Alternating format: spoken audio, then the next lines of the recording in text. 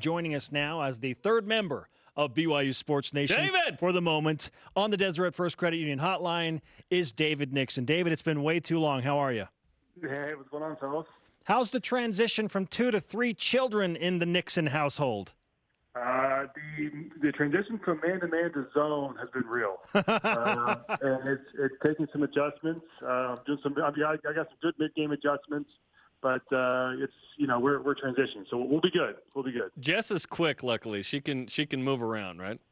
Yeah, she's got great mobility and high motor. She's able to, high motor. Just a great player all around. So yeah, my wife is a great in-game manager as well.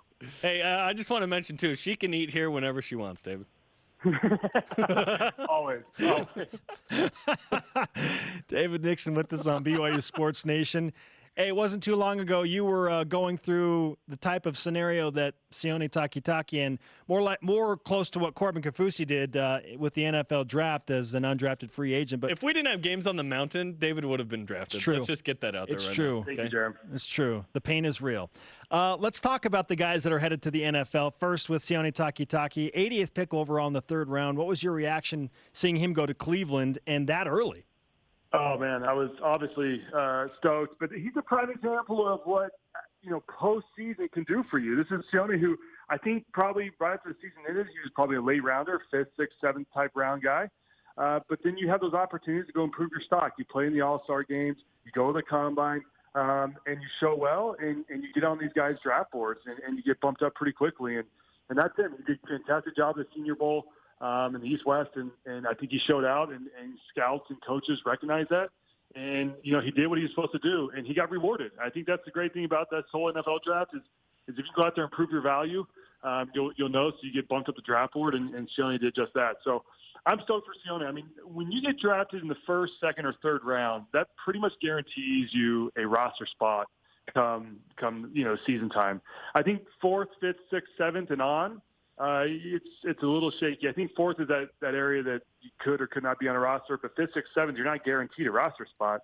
But Sione at the third round, you'll see him on a roster, see him contributing. I don't know if he starts next year per se for the Browns, but he'll be in there and contributing. But when you take somebody third round, the type of money you're giving those guys, you expect them to come in and contribute. So the question will be how fast can Sione get caught to speed with the Browns defense? And how fast can he go out there and improve his value to that team and become a contributor? David, when I first saw the Browns, I was like, oh, no. But this is kind of a new-look Browns. They're kind of on the up and up, right? 7-8-1. They've improved. You played for 4 different teams. Culture and the way the organization works, that all matters, right? And you played for the Raiders, and at times it was pretty wild, right? So how do you think Sione fits with the Browns? I think it's a great fit. I mean, everyone probably already saw the video of Dorsey, their GM, talking to Sione and telling him how stoked he was. And I think that the management, the front office, and the coaching staffs behind him, I think he'll fit into that system well. I mean, you look at the quarterback, and you look at the dynamic of the team, and you've got a lot of guys that are kind of big-time names now, which usually is not synonymous with Cleveland Browns. But I think the tide's changing over there, and for me, I think it's an exciting time for Sione to kind of join this Cleveland team that's been just so abysmal for years past, and have an opportunity to be part of this wave that maybe transitions the Cleveland Browns from being losers to contenders. I don't know. We'll see. So it's got to be exciting because once again for the Cleveland Browns, you can only go up, really. You would think. And I wonder how the Hollywood general manager of the Cleveland Browns, Kevin Costner, feels about all of this. I bet he's just as ecstatic, for sure. Did anyone go to Takitaki's birthday party? Yeah. Or Moneyball? Oh, he has an ugly girlfriend. That means his confidence is low. Sione's wife is pretty. That means he's a very confident guy. Confidence is high for Sione. Exactly. David Nixon with us on BYU Sports Nation. What is it about BYU linebackers making it in the NFL? Because the list now grows. Yeah, I mean, obviously Kyle Van Noy's excelled, and the pass kind of speaks for itself. I think it has a lot to do with BYU doing a great job, especially during the Bronco Mendenhall area, and of course, Takitaki now with Eliza Tuyaki, do a great job of showcasing the linebackers. It's just been interesting. BYU's always been able to recruit linebackers and really develop them here and showcase them. I mean, once again, you look back at Kyle Van Noy's days, whenever Bronco was kind of able to move him around. and make him kind of a showpiece. And the same thing happened with Sione last year. You saw Sione go from defensive end to outside linebacker to inside linebacker, and became really a versatile player, which I think improved his draft stock, obviously. But Liza Tuiaki and Sione or Takitaki were able to really move Sione around and use him as that piece and allow him to get creative with blitzes and different looks. And so I think it's just BYU's open-mindedness to move guys around and try to create situations where their best players can excel on the football field. And I think that's why you've seen a lot of linebackers come out as of recently, is because BYU's, I think, they're more open-minded in that sense and trying to develop those particular players. What do you think of all three of those guys you mentioned, Van Noy and Takitaki and Warner? All are middle linebackers in the NFL. If you would have told me a few years ago that this would be the case, I would be surprised right now. It's pretty amazing. I mean, it goes to show you as well how the NFL game is changing and evolving. It's all about speed now, and it's all about getting guys that can run sideline to sideline and track down the quick running backs. It's just not the day of the bruisers anymore with the huge running backs, the Jerome Bettis, those type of guys. It's you got much quicker guys like Alvin Kamara type guys that are coming out of the backfield, and you've got to have backers that can keep up with them. And you're going to have mismatches. I mean, that's what smart offensive staffs do, is they try to get their slower middle linebackers on these quicker running backs.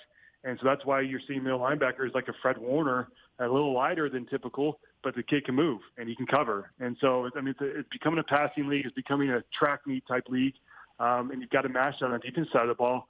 At the same time, these guys, they got to be prepared to be able to plug holes, because it's still running. There's still teams that are going to run the ball and try to cram it down your throat. So you've got to be prepared to fill holes. And like we always say, bring your big boy pads. So it's fun to watch these guys move around. And once again, the good thing about them is they've had experience on the outside to where any three of those guys can move to the outside if needed.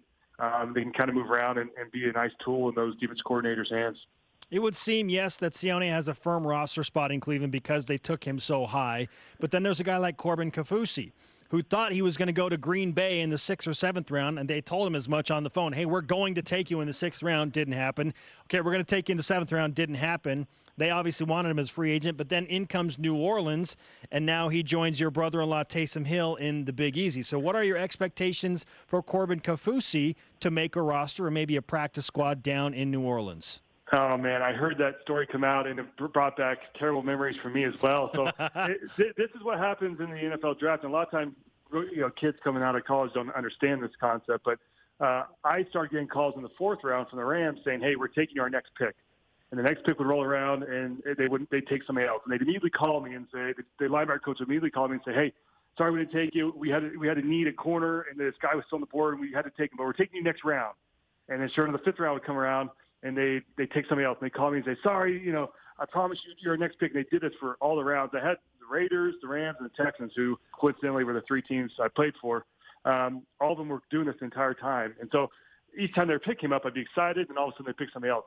We'll come to find out, I think they were interested, but at the same time, a lot of teams start doing that because when you become a free agent at the end of the draft, if you're not drafted, then the power shifts into your hands, and you get to pick where you want to go. And so by calling you early in the 4th, 5th round, 6th round, like it sounded like Green Bay was doing to Corbin, they're trying to kind of court him and try to let him know they love him and they want him to sign with them as a free agent. And it's a tough situation, but I think ultimately for me, and it sounds like for Corbin, at the end of the draft, you get together with your agent, you look over the teams that have kind of placed offers on the table for you, and you figure out which one's the best fit for you, which one has the youngest, in Corbin's case, which one has the youngest defensive ends, which guys are up for contract and maybe free agents, and a whole slew of decisions coming to mind. What type of defense it is? Do I fit well here or there?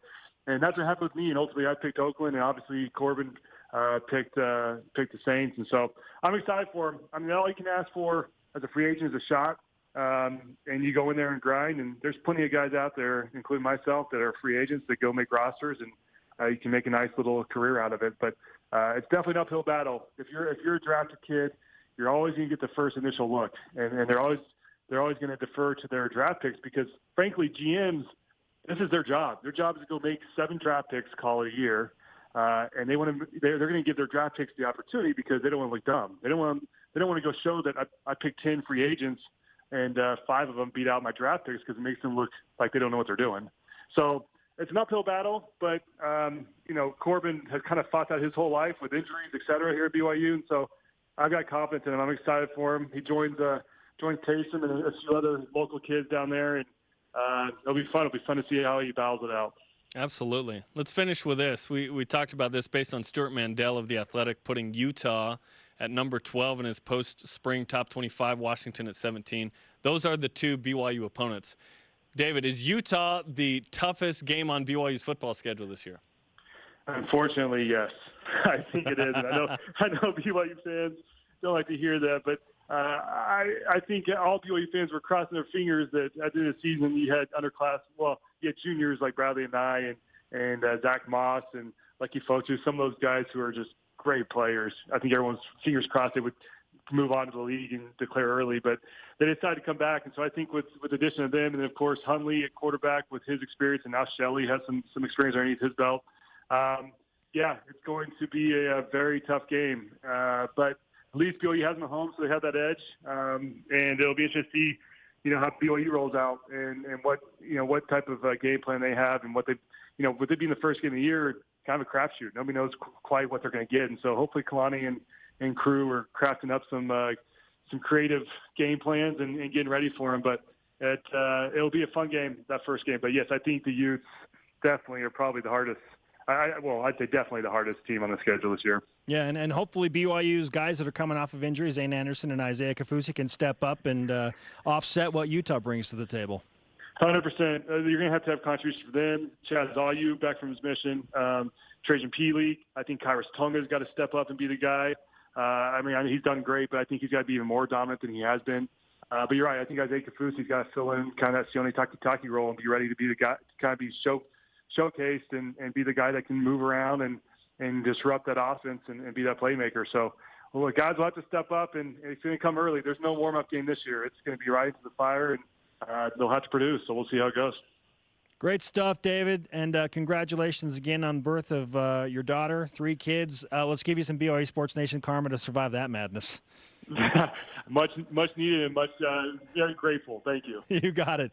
David Nixon on the Deseret First Credit Union Hotline. Deseret First, your values, your timeline, your financial future. Love it. A lot to break down with David always.